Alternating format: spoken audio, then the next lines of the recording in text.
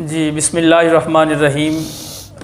قبلہ سید کامل شاہ صاحب، آپ کا بہت شکریہ کہ آپ نے جو ہے وہ ایک مرتبہ پھر جو ہے وہ مجھے وقت عنایت فرمایا۔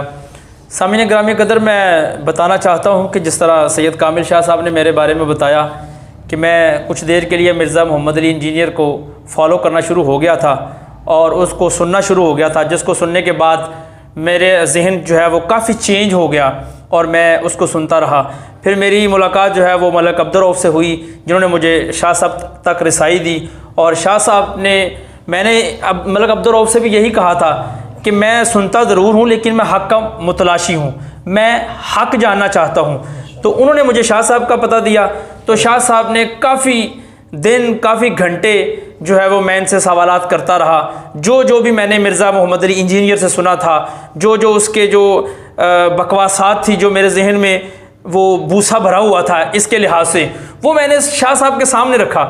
تو الحمدللہ سید محمد کامل شاہ صاحب نے قرآن و سنت سے دلائل دے کے یہ ثابت کیا کہ جو کچھ بھی مرزا محمد علی انجینئر جو ہے وہ اہل سنت پر الزامات لگاتا ہے یا اولیاء اللہ پر یا کسی بھی لحاظ سے، وہ بالکل سراسر جھوٹ ہے، غلط ہے اور دھوکہ ہے۔ اور اس کے بعد شاہ صاحب نے مجھے یہ بھی بتایا کہ مرزا محمد علی انجینئر جو کہ اولیاء اللہ پر الزامات لگاتا ہے، وہ خود اپنی جو ہے وہ آئینہ دیکھے پہلے، اس نے کس قدر گستاخیاں کی ہیں۔ جس طرح شاہ صاحب نے آپ کو ڈیٹیل کے ساتھ ایک ایک گستاخی کا ذکر کیا، کبھی وہ اولیاء اللہ کی گستاخی کرتا ہے، کبھی وہ صحابہ اکرام کی گستاخی کرتا ہے، کبھی وہ اہل بیت طہار کی گستاخی کرتا ہے، کبھی وہ اس کے زبان سے تو کائنات کے مالک رسول سیدنا محمد مصطفیٰ ہمارے آقا و مولا بھی نہ بچ سکے۔ تو میں یہ دیکھ کر میں لرز اٹھا، چونک اٹھا، اور میں اللہ کی بارگاہ میں فوراً توبہ کی میں نے اور معافی مانگی کہ یا اللہ مجھے معاف کر دے۔ تو آج میں برملا طور پر آپ سب کے سامنے اور میڈیا کے سامنے جو میں نے شاہ صاحب سے مناظرہ کیا، اس لحاظ سے بھی چونکہ بہت سارے لوگوں کو میرے بارے میں کافی ابہام تھا، تو آج میں سب کو لائیو آ کے بتا رہا ہوں کہ آج کے بعد میرا مرزا محمد علی انجینئر سے کوئی تعلق نہیں ہے۔ میں اس سے اعلان برات کرتا ہوں، اور آج کے بعد میں نہ اس کو سنوں گا اور نہ بلکہ لوگوں کو بھی بتاؤں گا کہ اس فتنے سے، اس دجال سے، اس کذاب سے بچو، کیونکہ جس کی زبان کریم آقا لجپال نبی کے بارے میں بولتے ہوئے لڑکڑاتی نہیں ہے تو اس کو ہم کبھی بھی نہیں سن سکتے، اور جو ہے ہی جھوٹا کذاب۔ تو میرا یہی پیغام ہے، میں انشاءاللہ بچ گیا ہوں الحمدللہ، مجھے جو ہے وہ اللہ سچی توبہ پر قائم و دائم فرمائے۔ وَلَقَدْ ذَرَأْنَا لِجَهَنَّمَ كَثِيرًا مِنَ الْجِنِّ وَالْإِنسِ، اور بے شک ہم نے جہنم کے لیے ہی پیدا کیے ہیں اکثر جن اور انسان۔ لیکن وجہ کیا ہے؟ لَهُمْ قُلُوبٌ لَا يَفْقَهُونَ بِهَا، ان کو ہم نے دل دیے تھے، عقل دی تھی، لیکن انہوں نے کبھی وہ عقل استعمال ہی نہیں کی۔ یعنی یہ جو میں ابھی آپ کو آدھے گھنٹے سے ابھار رہا ہوں، وہ عقل جو دی ہوئی ہے نا اللہ نے، اس کے ذریعے میں نے آپ کو ٹریگر کروایا ہے۔ بس میں نے اپنا کام کر دیا، آپ کا بھی کام ہو گیا۔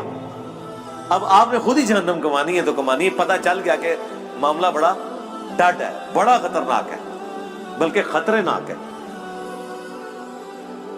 وَلَهُمْ أَعْيُنٌ لَا يُبْصِرُونَ بِهَا، اور ہم نے ان کو آنکھیں دی تھی لیکن وہ آنکھوں سے دیکھنے کا سا دیکھنا نہیں دیکھتے۔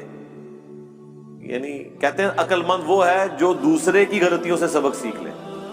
اپنی غلطی سے تو سبق سیکھنا عقل مندی ہے، لیکن چھوٹی، بڑی عقل مندی ہے کہ آپ وہ کام کریں ہی نہ جس کا اینڈ رزلٹ آپ اپنے سامنے دیکھ چکے ہیں کہ لوگوں کے ساتھ یہ ہوا۔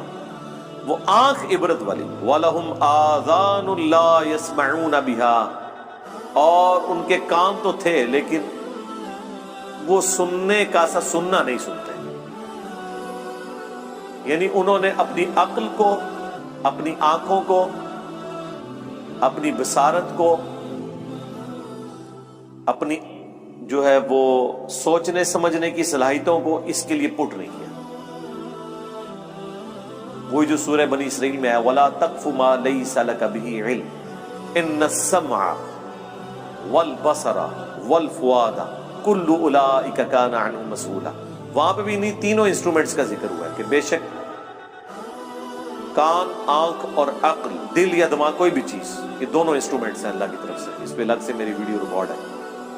ان کو استعمال کر کے انسٹرومنٹس کو ڈیفینیٹ علم تک پہنچ کے حق بات کو تلاش کرنے کی کوشش کیوں نہیں کی؟ تو اللہ تعالیٰ فرما رہا ہے یہاں پہ بھی یہ جہنم میں جانے والے وہ لوگ ہیں جنہوں نے اپنی عقل استعمال نہیں کی، اپنی آنکھوں کو پازیٹیو یوز نہیں کیا، اپنے کانوں کو پازیٹیو یوز نہیں کیا. یعنی اگر کسی کی آنکھیں نہیں تھی تو چلو یار کان سے تو حق بات سن رہا تھا نا، وہ جس کی عقل نہیں ہے اس سے تو اللہ تعالیٰ نے اٹھا لیے سب کچھ. بخاری میں حدیث ہے نا، تعلیقاً مولا علی کا قول ہے، پوری سند جو ہے مسند احمد میں، سنن ابن ماجہ کے اندر موجود ہے کہ 3 لوگوں سے اللہ تعالیٰ نے قلم اٹھا لیا ہے، سویا ہوا شخص، مجنون، پاگل اور نابالغ. تو جس کی عقل نہیں ہے اس سے تو اٹھا ہوا ہے ٹیسٹ. تو اللہ تعالیٰ ہمارا ہے کہ جہنم میں وہ لوگ چلے گئے جنہوں نے اپنی عقل، آنکھیں اور کان استعمال نہیں کیے پازیٹیولی کہ اس سے ہدایت حاصل کرتے.